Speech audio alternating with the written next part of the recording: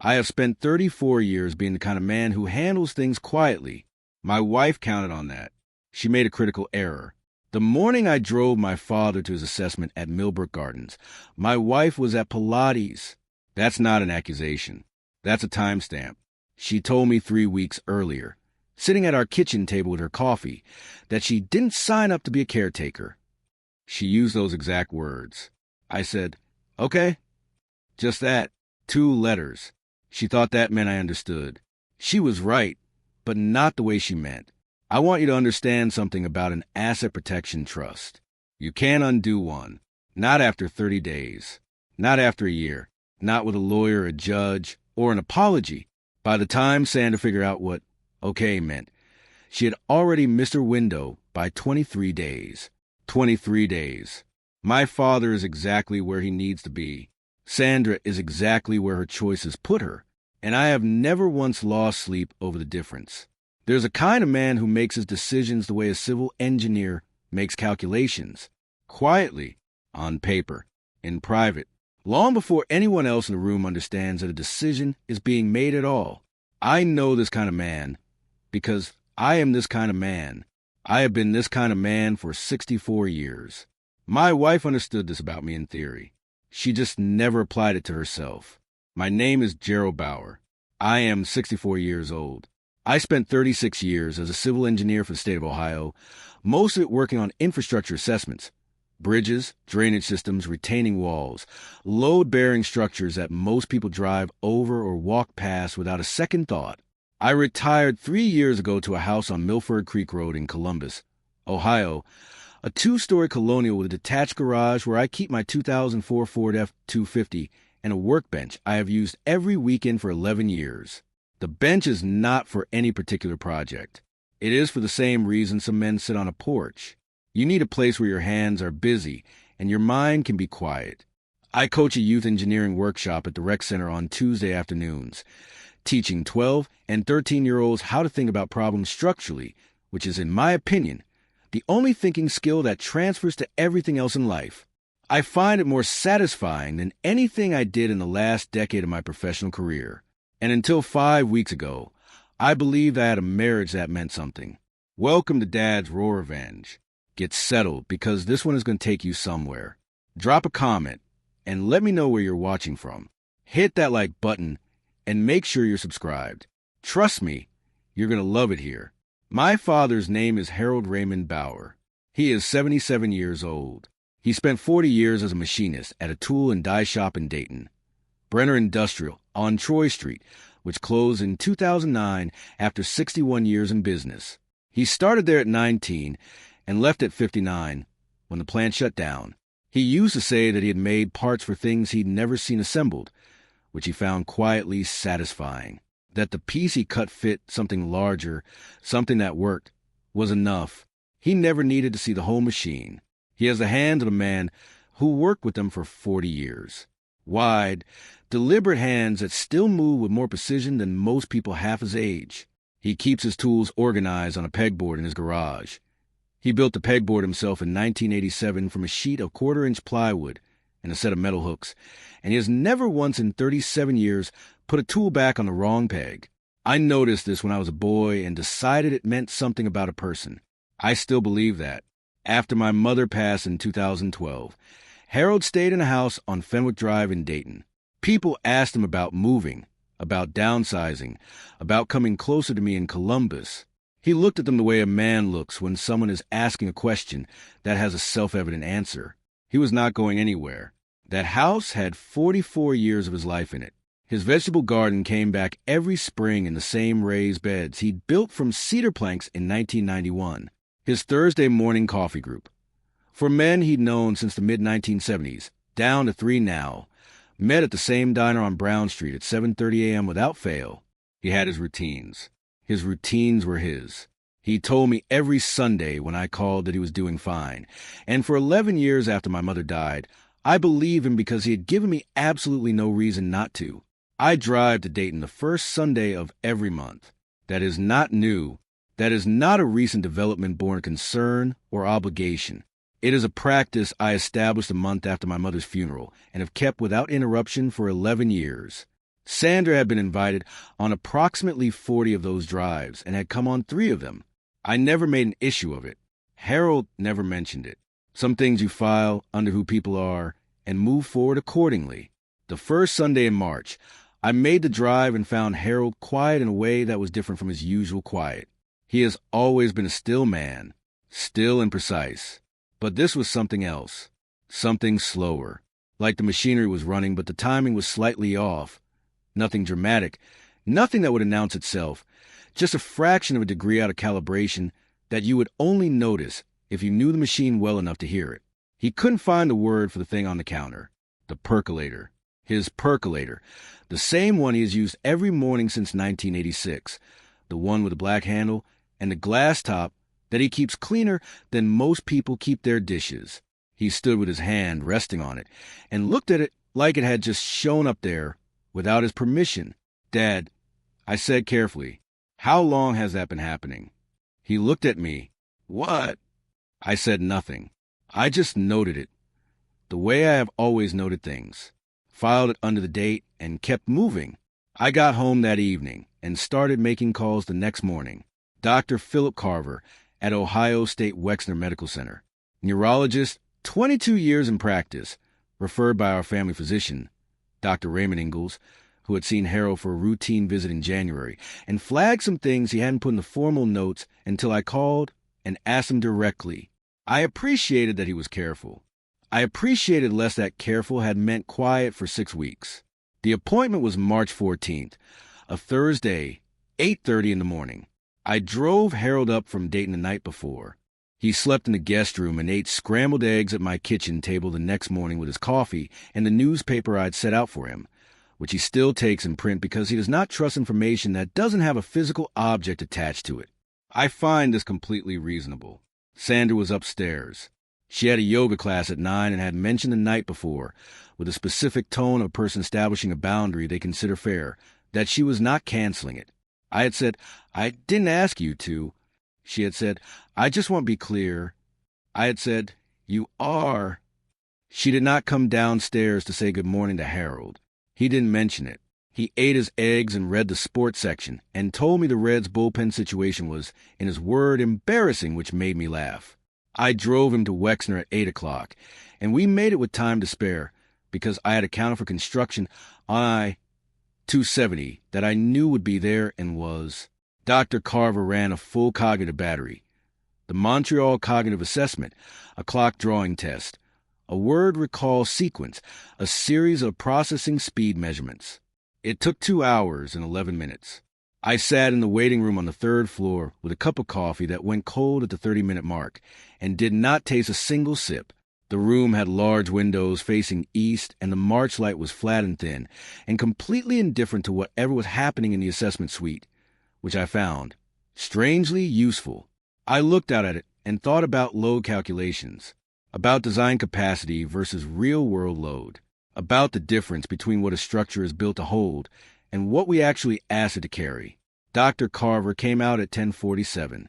He sat down across from me with the specific composure of a man who has delivered this kind of news enough times to have learned how to carry it without dropping it. He did not open with a qualifier. Good doctors rarely do. "Mr. Bauer," he said, "your father has vascular dementia, early stage, which is meaningful. We have a real window to work with. His functional independence is fully intact right now. We want to keep it there as long as possible." He paused. "But I want you to understand what early stage means. It means we can see the trajectory. We can manage it, slow it with medication and structured routine. We cannot reverse it." I nodded once. "Timeline," I said. "Progression varies significantly. I've seen patients maintain strong functional independence for 3-4 years with proper management and the right environment. I've seen faster. I'd rather give you an honest range than a number I can't defend." He looked at me steadily. "The key is environment, consistency, reduce cognitive load, structure." I asked 11 questions. He answered every one of them directly, without hedging, without softening things I didn't need softened. By the time we walked out his office at 11:34, I had a manila folder containing a care plan, a medication schedule for 2 new prescriptions, and a referral to a social worker named Diane Marsh at the hospital's Memory Care Coordination Office who handled transitions and placements. I drove Harold to a diner on Morse Road he likes. He had a Patty Melton coffee and talked about the overpass project on I-71 and asked me twice whether I'd seen the segment about it on the news. I said I had.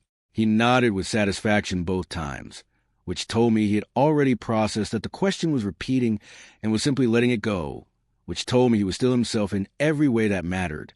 I did not tell him everything Dr. Carver had said. There's a right time and a wrong time for truth, and a 4-mica booth at a Morse Road diner on a Thursday afternoon is a wrong time. I would find the right time. I always had. I got home at 3:15. Sandra was on the back patio with a glass of wine, her legs crossed, looking at her phone. She looked up when I came through the sliding door. How'd it go? I sat down across from her. I told her the diagnosis, the stage, what it meant for Harold's daily functioning going forward. I kept my voice level. I did not editorialize. I told her facts the way I tell anyone facts, cleanly and in order. She listened. She nodded twice. She set her wine glass down and looked out at the backyard for a long moment, at the garden she'd had landscaped 2 springs ago, the flagstone path, the ornamental grasses along the fence. Then she said, "So what does that mean for our summer plans?" I want to be honest about something. I did not feel anger in that moment. What I felt was something much quieter than anger, something that landed in my chest the way a structural report lands on a desk. No drama, just information. Specific, quantified, irrefutable information about the load capacity of what I was standing on. I said, "I'm going to need some time to figure out the care structure." She said, "Of course." And then she said, "I just want us to be realistic, Gerald. This is going to be a lot. I hope you're not expecting me to." She stopped, selected the next words away a person selects words they've been holding in reserve. I didn't sign up to be a caretaker for anyone. She said it gently, reasonably, the way a person states a boundary they have decided is fair and have been waiting for the right moment to declare. I said, "Okay." Just that. 2 letters. She looked at me and something like relief moved across her face, and she picked up her wine glass. I went inside, made a cup of coffee at the kitchen counter, and stood looking out the window at the backyard where my wife was still sitting with her glass and her phone and her landscape garden and her summer plans. And I thought about vascular dementia and 36 years of structural engineering and the specific silence of a man who has just been handed a report he already suspected the findings of. I am not a dramatic man. I don't make speeches. I don't slam things. I don't tell people what I'm going to do before I do it. What I do is go to my study, open a legal pad to a fresh page, and start writing. That is what I did at 11:07 that night. If you have been listening for a while, do us one quick favor. Subscribe. A lot of people watch without ever doing it, but it costs you nothing, and it means everything to us. Hit the like button while you're at it, and drop your thoughts in the comments. My father had spent 40 years building something. I want you to understand what that something was, because it matters to what comes next. Harold Bauer was not a wealthy man by any measure most people would recognize. He drove a 2007 Chevy Silverado with 140,000 miles on it and saw no reason to replace it. He wore the same 4 flannel shirts on rotation from October through April. He bought his groceries at the same store every week, knew the name of the checkout clerk who had been there since 2008, and always bought the store-brand coffee because he believed correctly that the difference was negligible. He took 1 trip per year, usually somewhere in Ohio, occasionally Kentucky. He had never in his life spent money to impress anyone.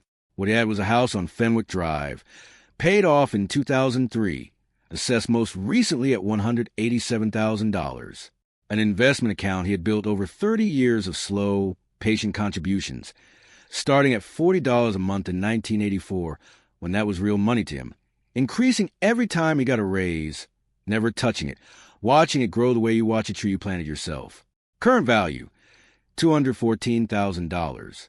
A savings account I had co-managed with him for the last 4 years at his request, which held $43,500.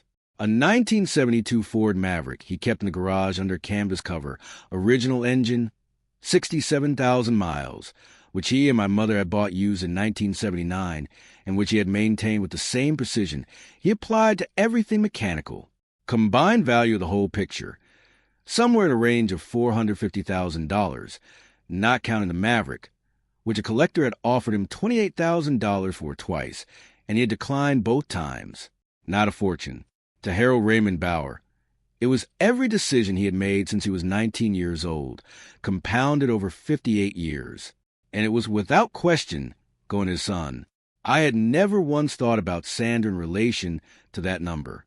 We had our own finances, our own property, our own accounts. I had not married Sandra for what my father had saved. On the evening she told me she hadn't signed up to be a caretaker, I was not thinking about Harold's money at all. But sitting at my desk at 11:07 with my legal pad, I started thinking about it with the clear, structural attention of an engineer who has just been told a load is coming and needs to assess every beam. I called David Elkins the next morning at 8 o'clock on the dot. Dave has been my personal attorney for 14 years. Estate planning, property matters, the occasional contract. He is precise, he is thorough, and he does not mistake warm for softness. He answered his cell on the second ring, which is why I had his cell. "Gerald," he said, "what's going on?" I told him the diagnosis, the timeline Dr. Carver had given me, Harold's asset structure, which I knew to the dollar because I had co-managed it for 4 years, what I needed in place, and one additional item which I stated plainly. "I want to understand," I said, "what Sandra's position would be relative to my father's estate in any scenario." A pause on his end, not hesitation, absorption. "As your spouse," he said carefully, "she has no automatic claim on your father's estate. Harold's assets belong to Harold. But if Harold passes with assets that flow to you, and if you and Sandra were to divorce after that transfer, and before those assets were protected in a separate structure, they could be classified as marital property, depending on timing and how they're held." Another pause. "Is there a reason you're asking?" I told him what Sandra had said on the patio. Verbatim. The exact words, the tone, the relief on her face when I said okay. David wrote something. I heard the pen. He circled it twice. I could tell by the sound. "Come in today," he said. 3 o'clock. "Bring your father's financial summary, if you have it." I had it. I had kept current records since I took on co-management in 2021. I walked into David's office on East Broad Street at 2:54 that afternoon with a folder organized by account type and a legal pad of my own. He was already at the conference table. Yellow legal pad, pen uncapped, reading glasses on, a man who had been at this table many times before and was not wasting either of our time. I laid out everything. Harold's accounts, the property, the Maverick, the care trajectory Dr. Carver had described, my co-management authority, and what it covered. Then I walked him through the timeline, the diagnosis, the patio conversation, Sandra's exact words, my one-word reply. David listened without interrupting until I stopped. Then he took his glasses off, set them on the pad, and looked at me directly. "Let me make sure I understand the full picture," he said. "You have a father in early-stage vascular dementia with approximately $450,000 in assets, including real property. You have a wife who has explicitly stated she will not be participating in his care. And you are asking whether, in the event the marriage ends after your father's death and his assets transfer to you, those assets will be exposed." "Yes," I said. He tapped the pen once on the pad. "The answer, without protective structure, is potentially yes. Ohio treats assets acquired during marriage as marital property in certain circumstances, and inheritance received during an ongoing marriage occupies complicated legal ground, depending on commingling and timing." He put his glasses back on. "Here is what I recommend." The conversation ran 90 minutes. By the time I walked out, I had a clear plan in 4 parts. An irrevocable domestic asset protection trust for Harold's assets, structured to receive the estate cleanly and legally insulated from any future marital claim, provided the structure was funded and a mandatory 30-day look-back period clear before any divorce filing. A durable power of attorney, updated, notarized, filed, giving me full legal authority over Harold's financial and medical decisions while he retained capacity, and confirming me as sole decision-maker when he no longer did. A revised care directive filed with Diane Marsh at the Wexner Memory Care Coordination Office, naming me as sole authorized contact for all facility and medical communications, and a placement referral to Millbrook Gardens on Westerville Road on the north side of Columbus, a memory care and independent living facility that Diane had recommended, which had a waiting list David's referral contact could help navigate. The trust, I said before I stood up. Timeline. I can have documents ready in 72 hours, David said. Once Harold signs, the 30-day look-back begins. After 30 days, the structure is complete, irrevocable. He looked at me over his glasses.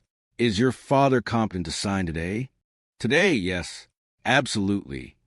Dr. Carver's early-stage assessment actually protects you here. It documents that Harold executed this with full legal capacity, that it wasn't done under impaired judgment. No one can challenge that after the fact. Make sure you get a copy of Carver's assessment notes to attach to the trust execution record. I drove home. Sandra was at the kitchen counter, making dinner. She looked up when I came in, asked how my day was. I said productive.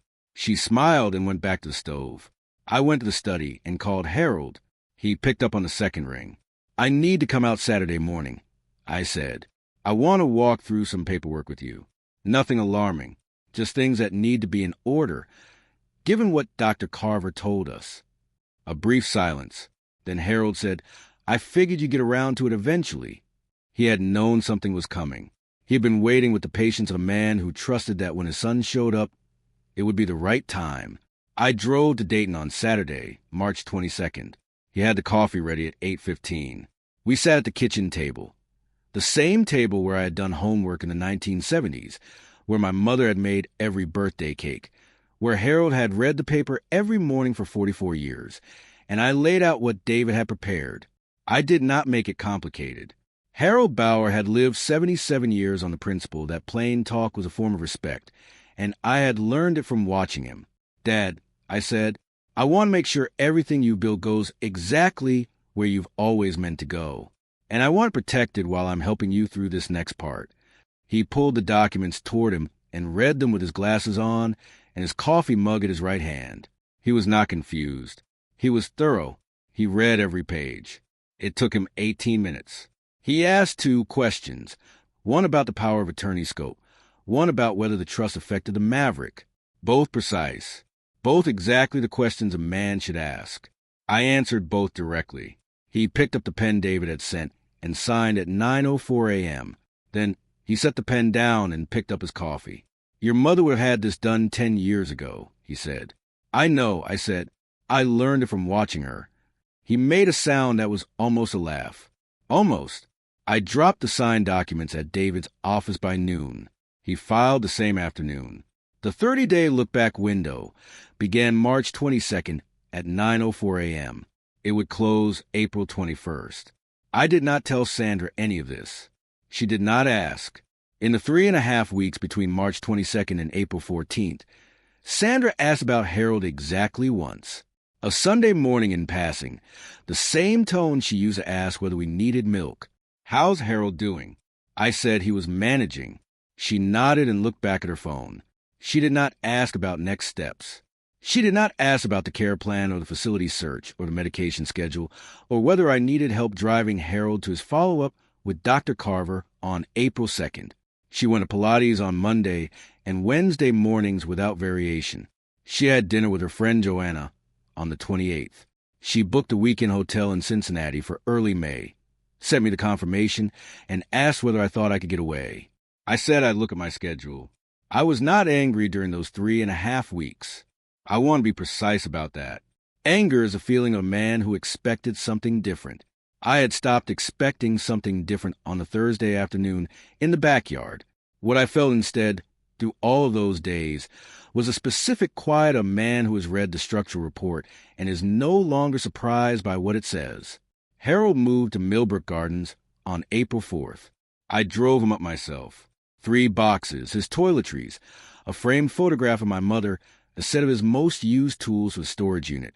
Diane Marsh met us at the entrance and walked us through the whole facility with the unhurried thoroughness of someone who understood that this was not a transaction. She introduced Harold to two other residents in the common room, both retired trades workers. Harold shook their hands and asked about the vegetable situation. She told him about the raised beds on the East Terrace. He asked about soil type, sun exposure, and whether he could bring his own seeds. She said yes to all three. He nodded with the specific satisfaction of a man who has located exactly what he needed and intends to make use of it. His apartment had a window facing the courtyard and a storage unit with enough wall space for a full pegboard.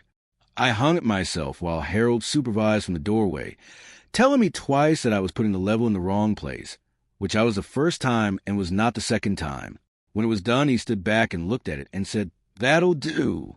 2 words. 40 years of organized tools. That was all it needed. I drove home at 6:30 that evening. Sandra was on the couch with her phone and a glass of wine. She looked up. "Did he get settled?" "He likes it," I said. "He's already planning the East Terrace." "Good." She looked back at her phone.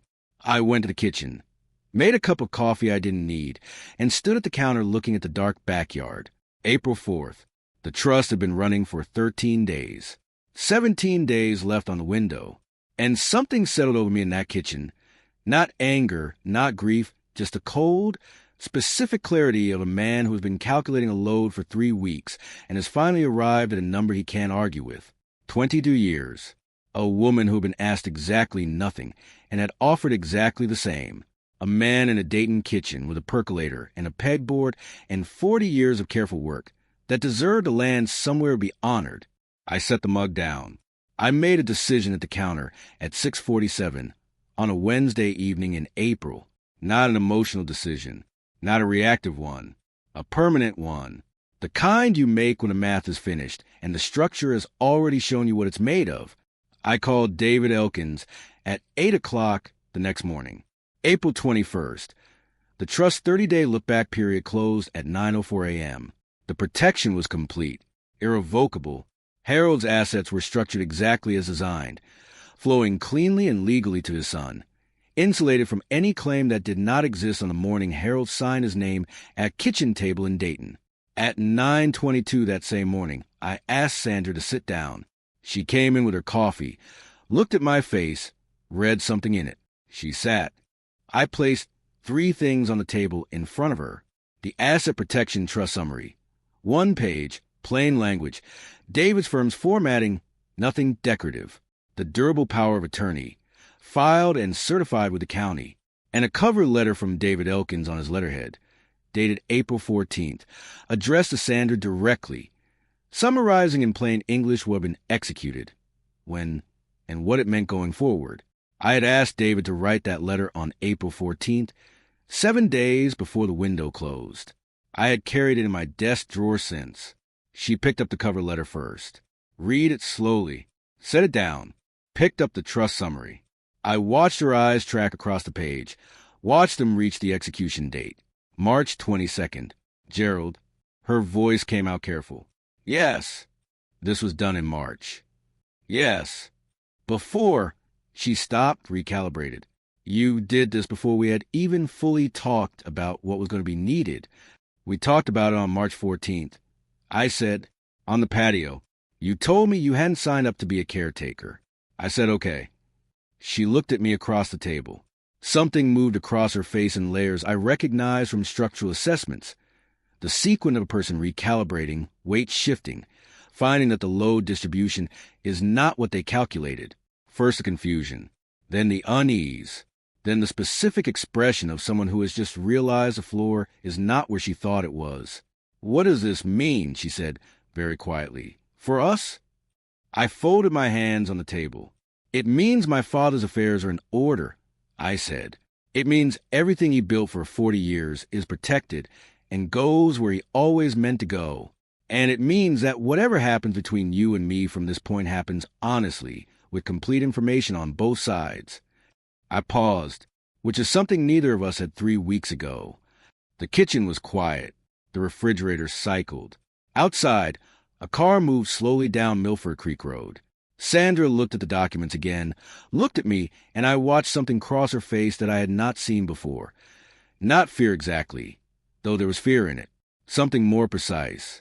The recognition of a woman who believes she had read this man completely and is seeing, for the first time, the chapter she missed.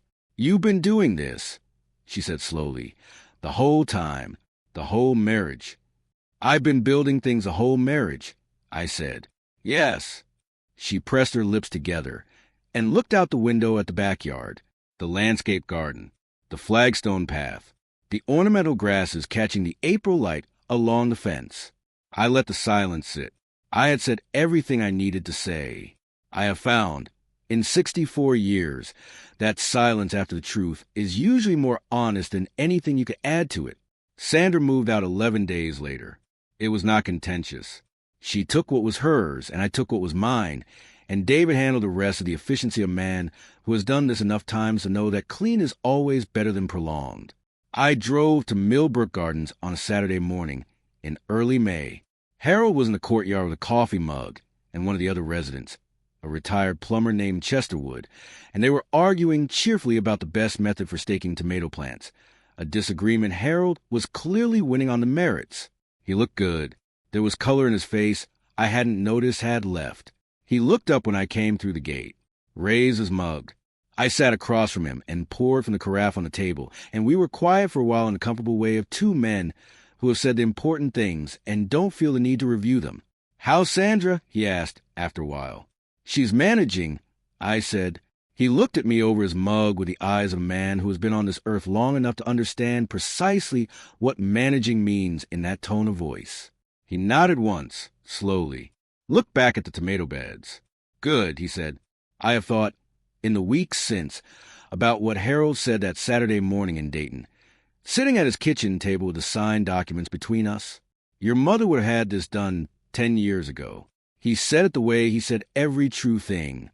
Plainly, without decoration, without asking anything of the person hearing it. My mother was the most competent person I have ever known.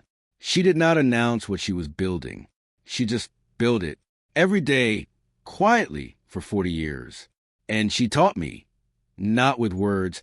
She very rarely used words where actions would do, that the most powerful thing a person can do is show up without making production of it, and let the structure they built speak for itself. I learned that from watching her. I have been building the same way my entire life. Quietly, on paper, in private, long before anyone else in the room understands that something is being built at all. Sandra understood this about me in theory. She just never once thought to apply it to herself. She assumed the quietly was for other people. She was wrong in the same specific, structural way that a person is wrong when they stand on a bridge and assume, because it looks ordinary, that nothing is holding it up. There are structures that hold weight, and structures that fail under it. A man who has spent 36 years assessing the difference does not mistake one for the other. Not at 40, not at 50, not at 64.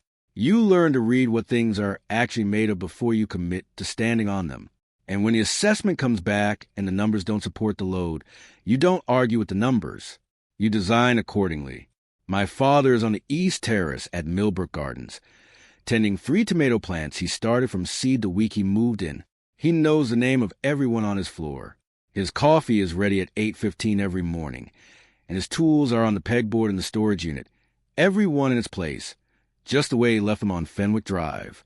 On the first Sunday of the month, I drive out and sit across from him, and we drink coffee, and he tells me what needs to be done in the beds, and I tell him about what I'm building with the kids on Tuesdays. And neither of us needs to say anything more than that to know that everything is exactly where it belongs. Everything he built went exactly where he always meant it to go. Not 1 minute of sleep lost. 36 years of bridges, drainage systems, and load calculations. 3 documents on a kitchen table. And a father who signed his name at 9:04 on a Saturday morning in Dayton because he trusted his son to arrive when the time was right. If you enjoyed this story, join our community by hitting that like button and subscribing for more real, raw, and family-centered stories. And as always, thank you for being a part of Dad's Raw Revenge. I will see you on the next one.